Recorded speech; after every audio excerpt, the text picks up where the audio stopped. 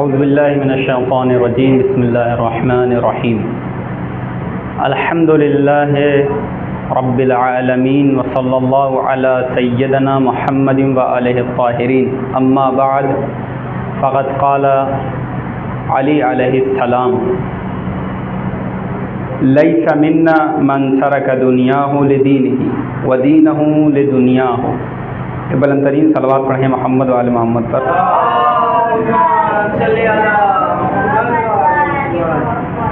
आप सभी की खिदमत में जो है इमाम रज़ा की आज विलादत की तारीख़ है, उसकी मुबारकबाद। और एक हदीस से इब्तिदा किया है कि जिसका तर्जमा ये है कि इमाम रज़ा अलैहिस्सलाम फरमाते हैं, इमाम अली यानी इमाम रज़ा अलैहिस्सलाम फरमाते हैं कि वो हम में से नहीं है इंसान कि जो अपनी दुनिया को दीन के लिए तर्क कर दे, यानी छोड़ दे, अपनी दुनिया को दीन के लिए छोड़ दे और दीन के लिए दुनिया को छोड़ दे। यानी मतलब ये है इस हदीस का, आप लोग मेरी तरफ मुतवज्जे रहें, इस हदीस का मतलब ये है कि इमाम रज़ा अलैहिस्सलाम, बाबू इधर देखो, मुतवज्जे इधर रहें। इमाम रज़ा अलैहिस्सलाम कह रहे हैं कि ना तुम दीन के लिए दुनिया को तर्क करो और ना दुनिया के लिए दीन को छोड़ो। तो हमारा और आपका क्या फरीज़ा है? हम यहाँ क्यों जमा हुए हैं? दीन सीखने के लिए, इल्म सीखने के लिए। दुनिया का भी इल्म सीखें और इस्लाम का भी दीन का भी इल्म हम सीखें, इस्लामी तालीम भी हम सीखें। ना हमारी दुनिया तर्क होना चाहिए और ना दीन तर्क होना चाहिए। हम दीन और दुनिया दोनों को साथ लेके चलें, इमाम रज़ा अलैहिस्सलाम का कौल है। तो इसीलिए हम सब यहाँ जमा हुए हैं ताकि दीन और दुनिया हमारी बराबर रहे। तो दर्स हमारा जो चल रहा है, आज तीसरा दर्स है, दर्स तजवीद, जिसमें कुछ अलामात बताई गई थी कि कहाँ पे वक्फ़ करना है। वक्फ़ की अलामात बताई गई थी कि कौन कौन सी जगह पे वक्फ़ करना चाहिए, जिसमें सबसे पहले बताया गया था गोल दायरा, फिर उसके बाद मीम, फिर उसके बाद पा, फिर उसके बाद जीम, फिर उसके बाद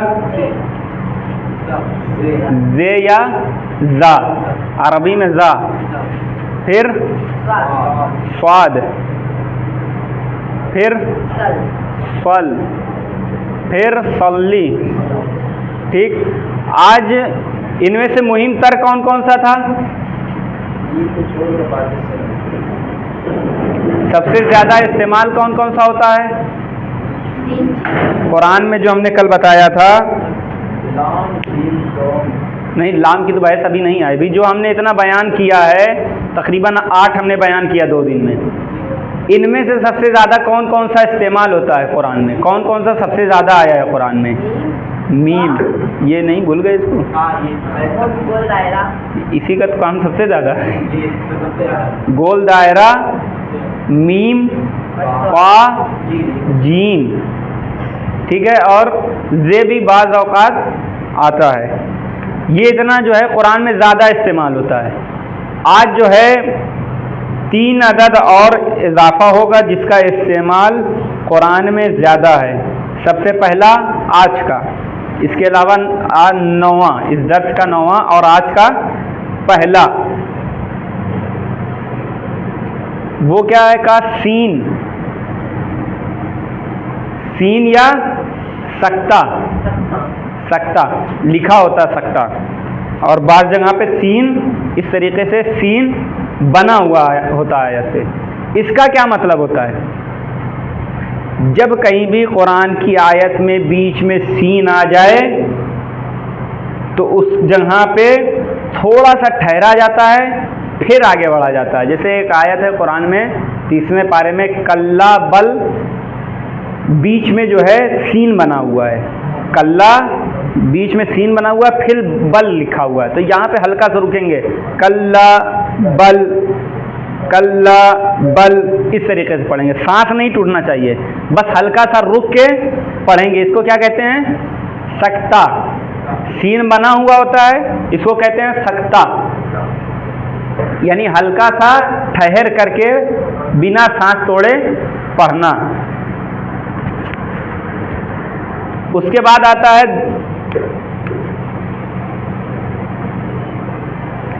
लाम। लाम तकरीबन कल थोड़ा बहुत इसकी वजाहत हुई थी। लाम आता है इसके बाद। लाम का क्या मतलब है? कहा अगर लाम जो है आयत के दरमियान में, यानी आयत के बीच में, ठीक है, अगर कहीं आयत लिखी, एक आयत लिखी हुई है पूरी और बीच में लाम बन रहा है, ठीक है, फिर उसके बाद क्या करेंगे? ये लाम या तो बीच में होगा या तो आयत के ख़त्म होने पे होगा। जैसे कल हमने सूरह हमद में बताया था, जो आयत के ख़त्म होने पे लाम बना हुआ था। अगर बीच में बना हुआ है लाम, अगर ये लाम आयत के बीच में बना हुआ है, तब फिर वहाँ पे ठहरना जायज़ नहीं है। लेकिन अगर यही लाम आयत के ख़त्म होने पे उस गोल दायरे के ऊपर बना हुआ होगा, तो फिर वहाँ पे हमें अख्तियार है, हम रुकें या ना रुकें, मिला करके पढ़ें या वक्फ कर लें। जी,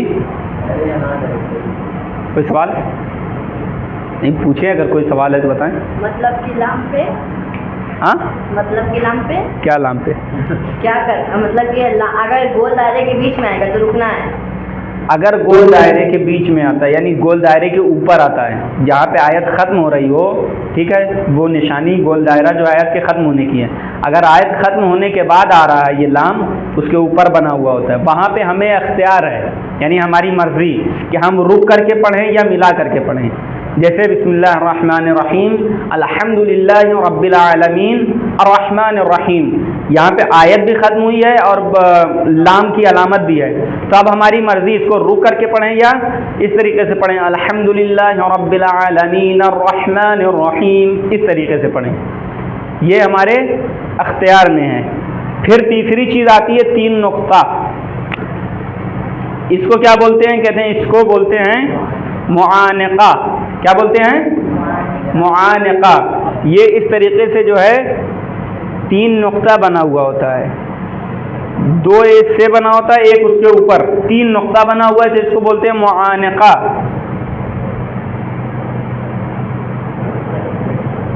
ठीक है,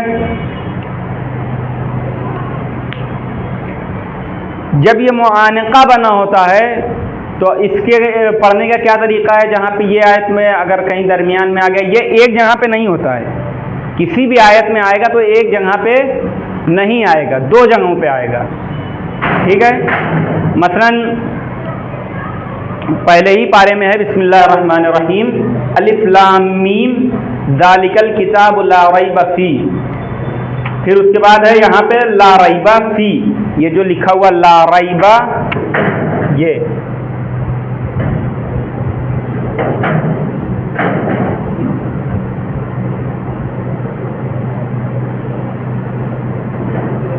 ये ला रैबा फी लिखा हुआ है, ये पहले पारे की सूरह बकरा की दूसरी आयत है। ठीक है, ये ला रैबा फी लिखा हुआ है, यहाँ पे एक जगह पे यहाँ पे बना हुआ है मुआनका तीन नुक्ता, एक जगह पे यहाँ पे बना हुआ है तीन नुक्ता, यानी मुआनका। ठीक है, अब इसके पढ़ने का तरीका क्या है मुआनका का जब भी ये किसी आयत में आएगा तो दो जगहों पे आएगा। ये तो बस फी है, इसके बाद भी बाद जगहों पे जो है पूरी आयत ख़त्म होने के बाद भी आता है। ठीक है, या फिर इससे बड़े भी अल्फाज आ जाते हैं, कुछ सेंटेंस और आ जाते हैं, उसके बाद ये बना होता है। ठीक है, लेकिन जब इसका पढ़ने का तरीका ये होगा, हमारे ऊपर अख्तियार है या पहली जगह रुकें या दूसरी जगह पे रुकें, यानी दोनों जगहों में से एक जगह पे रुकना ज़रूरी, या हम ला रैबा फी कहें या ला रैब फी है पढ़ के उसके आगे बढ़ जाएं। ठीक, समझ में आ गया मुआनका? समझ में आया सबको? सीन की क्या तारीफ थी? सीन को क्या कहते हैं? इसके पढ़ने का तरीका क्या है? हल्का सा ठहर कर बिना सांस छोड़े पढ़ना है। सीन का मतलब है? नहीं पता? अभी बताया तो, अभी बताया था ना। आपको याद है? बताइए। जरा सा थे तो फिर इंसान लोग के चढ़े। हाँ, नहीं याद है आपको? सीन को कहते हैं सक्ता। जब कुरान में आयत के बीच में आता है ये लिखा हुआ सीन, तो वहाँ पे थोड़ा सा 1 सेकंड 2 सेकंड के लिए ठहरा जाता है, उसके बाद आगे बढ़ा जाता है, लेकिन सांस नहीं टूटना चाहिए। ठीक है? कल्ला बल तुकज़्ज़िबून बिद्दीन, कल्ला बल तुकज़्ज़िबून बिद्दीन, ये कुरान की आयत है जिसमें यहाँ पे बीच में ये जैसे कल्ला लिखा हुआ है, ठीक है, कल्ला, फिर यहाँ पे ये सीन बना हुआ है ऊपर इसके, ठीक, फिर उसके बाद आयत लिखी हुई है। तो अब यहाँ पे हमें क्या करना है? का यहाँ पे हल्का सा बस सांस हमें ठहराना है, सांस तोड़ना नहीं है। कल्ला बल तुकज़्ज़िबून बिद्दीन, इस तरीके से पढ़ना है। उसके बाद लाम है, लाम को हमने बताया कि जो है इस पर ठहरना जायज़ नहीं है, लेकिन अगर आखिर आयत में आ रहा है, आयत के ख़त्म होने के बाद आ रहा है, तो वहाँ पे अख्तियार है। अगर मिला करके पढ़ेंगे तो क्या हो जाएगा? हाँ, नहीं, आखिरी आयत में नहीं, अगर दरमियान में आ रहा है लाम तो हम मिला करके पढ़ रहे हैं, तो फिर क्या हो जाएगा? माने तब्दील हो जाएगा। मीम और लाम में फ़र्क, मीम और लाम में क्या फ़र्क है? सवाल लिख लीजिए।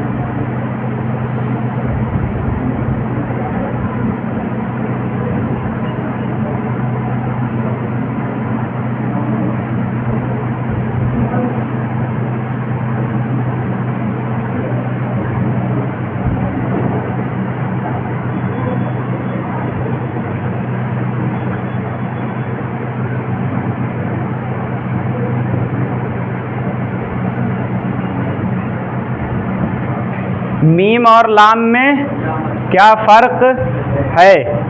का मीम और लाम में बस फ़र्क यही है कि मीम में ठहरना ज़रूरी है, रुकना ज़रूरी है, मिला करके पढ़ने से माने बदल जाता है, और लाम में मिला करके पढ़ना ज़रूरी है, रुक के पढ़ने से माने बदल जाता है। सेम कहाँ है? कहाँ सेम है? दोनों में डिफरेंस है, फ़र्क है। मीम में अगर हम मिला करके पढ़ रहे हैं तब माने बदलेगा, लाम में रुक करके पढ़ेंगे तब माने बदलेगा। ठीक है? मीम में रुकना ज़रूरी है, लाम में मिला करके पढ़ना ज़रूरी है। आप समझ में आया फ़र्क? उसके बाद ये सीन और सक्ता का जो मसला था वो हो गया, मुआनका का हो गया है। अब उसके बाद इंशाअल्लाह जो है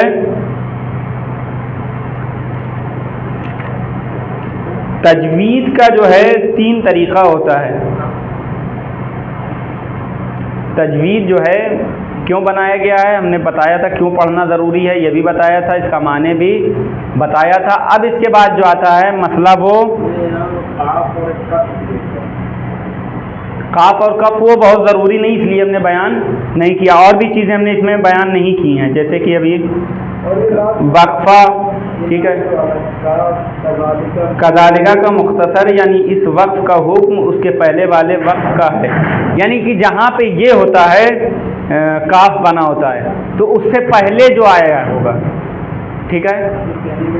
कहने का मतलब है कि अगर मान लीजिए एक आयत में काफ बना हुआ है, हमने पढ़ा, फिर उससे पहले हमको देखना पड़ेगा कि उससे पहले कौन सी अलामत आई थी। मीम आएगा तो मीम वाला हुक्म जारी होगा यहाँ पे। अगर लाम आया होगा तो लाम वाला हुक्म जारी होगा यहाँ पे। हाँ, तो देखना पड़ेगा।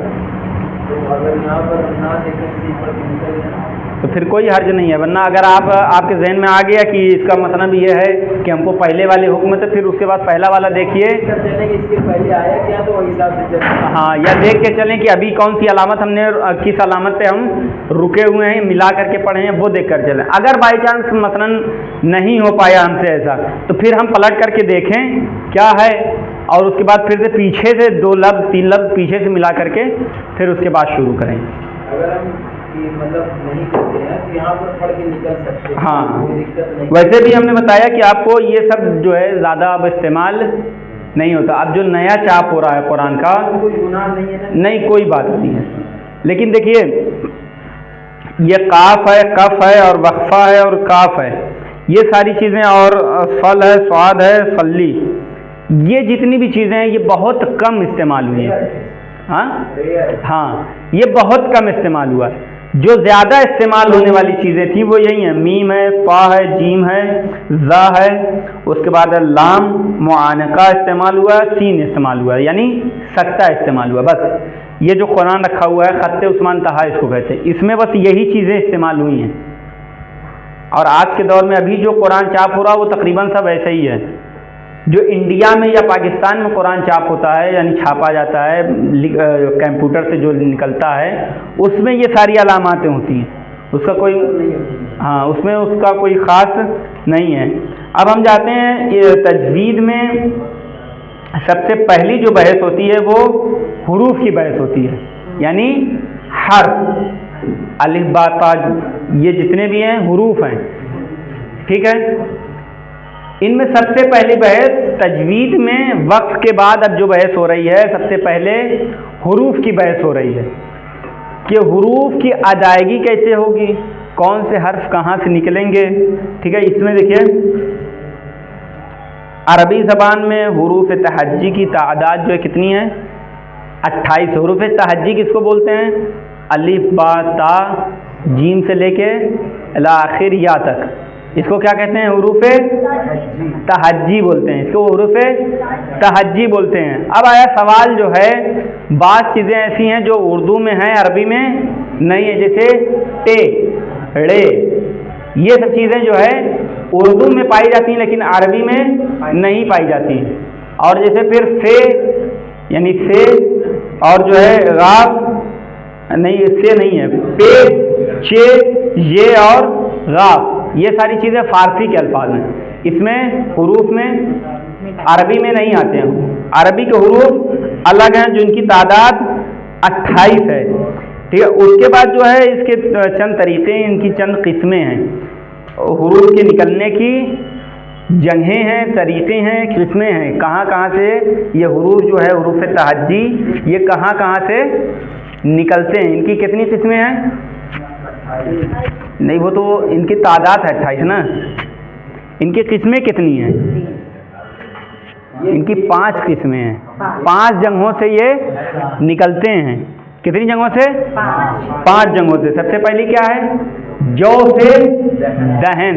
जौफ़े दहन बोलते हैं, यानी मुंह का बीच वाला हिस्सा, यानी पूरे जो मुंह का हिस्सा है उसके बीच का जो हिस्सा होता है उसको बोलते हैं जौफ़े दहन। जौफ़ का मतलब होता है बीच, आधा।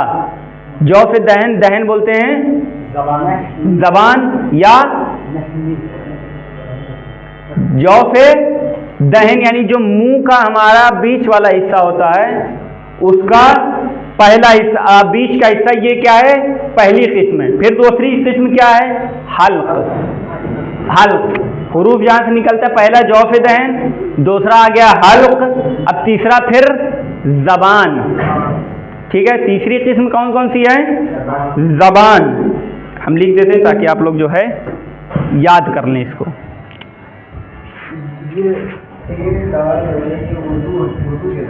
हाँ, यह अरबी में नहीं पाए जाते हैं।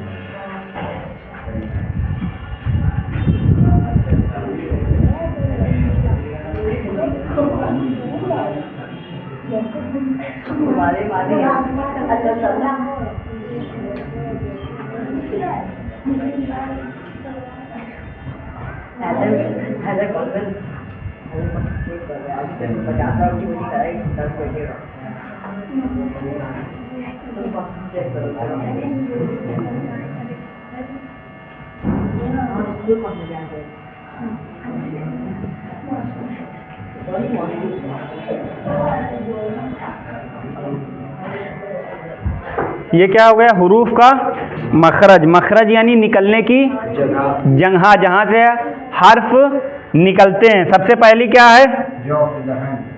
जौफे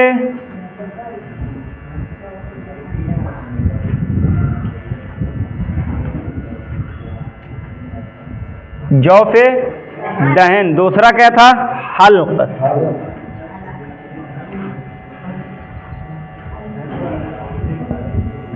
तीसरा क्या है?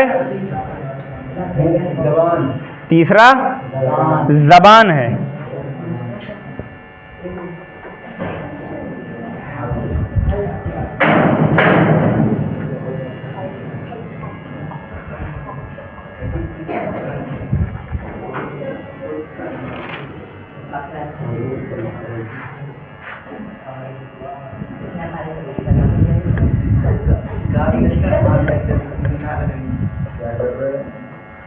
फिर चौथा क्या है?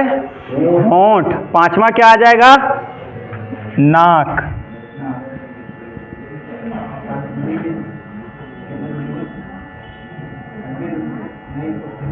पांचवा क्या है? नाक।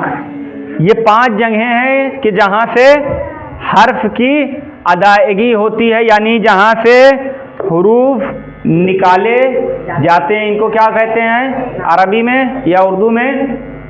हुरूफ का मखरज बोलते हैं। ठीक है, इसको बोलते हैं मखरज। वो जगह की जहाँ पे हुरूफ की अदायगी होती है, मखारिज हुरूफ कहा जाता है इनको। अब जो आ जाता है हिस्सा एक हम बयान करते हैं। सबसे पहला जौफ़े दहन, फिर इंशाअल्लाह अगले दर्स में। सबसे पहला क्या है? जौफ़े दहन। जौफ़े दहन से कौन कौन से हर्फ निकलते हैं?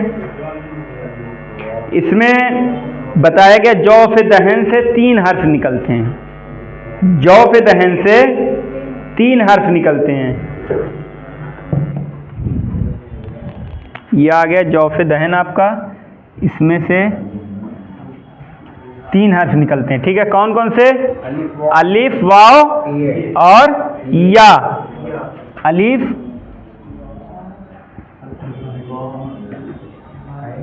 अलिफ, वाव और या। ये 3 हर्फ जो हैं जौफ़े दहन से क्या होते हैं? निकलते हैं। अलिफ वाव, अलिफ वाव। कौन कौन से हर्फ हैं जो जौफ़े दहन से निकलते हैं मौलवी साहब? अलिफ वाव। कॉपी नहीं है आपके पास? वो है, वो रखा है। यहाँ क्यों रखी है? वो हमसे ले लेगा। इसलिए यहाँ पे हम हिंदी में लिख रहे हैं ताकि आप लोग भी लिख लें, और आपकी कॉपी यहाँ रखी हुई माशाल्लाह। वो घर पे हमसे नहीं लेगा। घर पे ले लेगा क्या मतलब है? फिर घर पे बैठे हैं आराम से। यहाँ पे आए हैं, कायदे से इसको जो है लिखिए, समझिए, पढ़िए। जब लिखेंगे तब ज़्यादा समझ में आएगा। देख के लिखने में आप दूसरे की कॉपी से देख के लिखेंगे उतना नहीं समझ में आएगा। इसको लिखने मेरे क्या पास है, आता है? मेरे पास है। कौन कौन से हर्फ निकलते हैं जौफ़े दहन से? अलिफ, ये 2 हर्फ या 3? अलिफ वाव है, या अलिफ वाव, या अलिफ ये, या अलिफ ये, वाव वाव या। अलिफ। हाँ, अब सही है। 3 हर्फ जो है जौफ़े दहन से निकलते हैं। वाव या अलिफ, अलिफ वाव या वाव अलिफ, वाव या अलिफ। ठीक है, इस तरीके से घुमा फिरा के याद करेंगे तो आसानी से आपको याद हो जाएगा। फिर इंशाअल्लाह अब जो है इसके आगे कौन कौन से हर्फ जो है हल्क से निकलते हैं और जो है कौन से हर्फ ज़बान से और होंठ और नाक से निकलते हैं, इनकी अदायगी कैसे होती है, ये इंशाअल्लाह कल के दर्स में बयान किया जाएगा। बुलंद तरीन सलवात। अल्लाहुम्मा सल्ली अला